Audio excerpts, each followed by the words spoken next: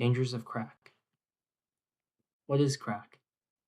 Crack is a stimulant, which means it speeds up your brain and body. It's actually a type of cocaine, but what makes it different is how it's used. Crack gets its name from the crackling sound it makes when it's smoked. That's why it's also known as rock or bass. But don't be fooled. Crack and powdered cocaine have the same effects. Both can make you feel alert, excited, and energetic for a short time. The only real difference? Crack is smoked, while powdered cocaine is usually snorted or injected. But no matter how it's taken, the risks are just as serious. Crack use can lead to severe health complications, addiction, and even death. How is crack used? Crack is usually used by smoking using a pipe. Sometimes it's mixed with other drugs like tobacco or marijuana, making it even more dangerous. When the crack is heated, the cocaine turns into vapor, which is then inhaled into the lungs. From there, it's quickly absorbed into the bloodstream, and just like that, the drug takes hold.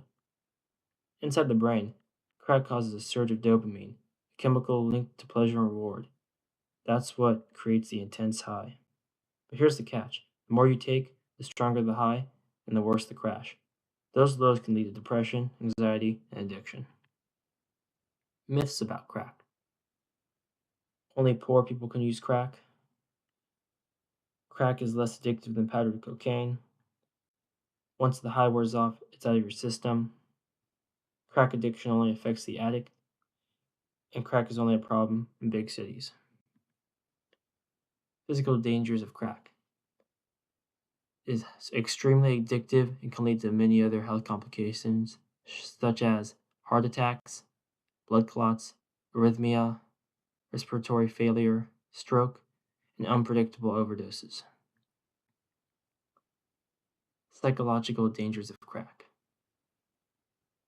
Depression, paranoia, mood swings, short-temperedness, feelings of isolation, cocaine psychosis, loss of appetite, interest, and performance ability, and suicidal thoughts. In the words of music legend Whitney Houston, crack is whack.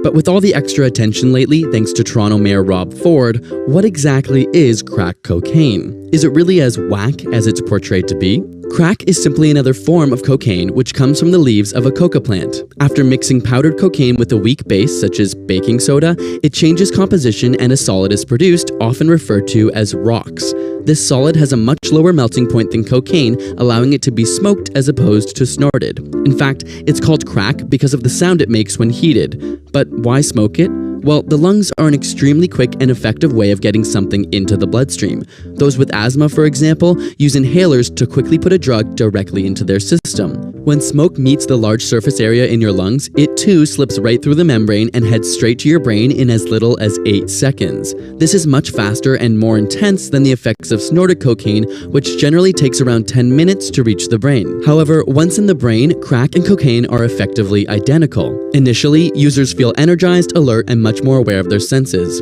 In the brain, crack acts on the ventral tegmental area, releasing large amounts of dopamine, the chemical often associated with feelings of pleasure and euphoria.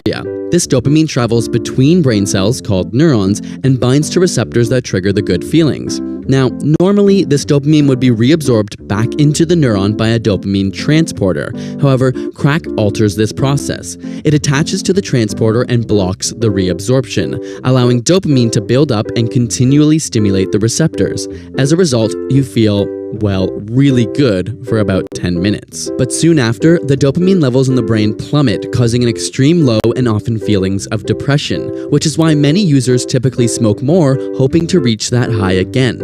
Unfortunately, these dopamine levels can take a long time to naturally replenish, contributing to physical and psychological dependence or addiction, as well as increased irritability, restlessness, and paranoia. In some cases, crack or cocaine abuse can lead to something called delusional parasitosis, the feeling that bugs or insects are crawling under the skin. This often leads to self-destructive behavior like scratching or biting in an effort to get rid of the imagined bugs. In the most serious cases, crack's impact on the heart can cause heart attacks, strokes, or even stop the heart altogether, leading to death. Simply put, on the extreme end of things, crack can get pretty whack.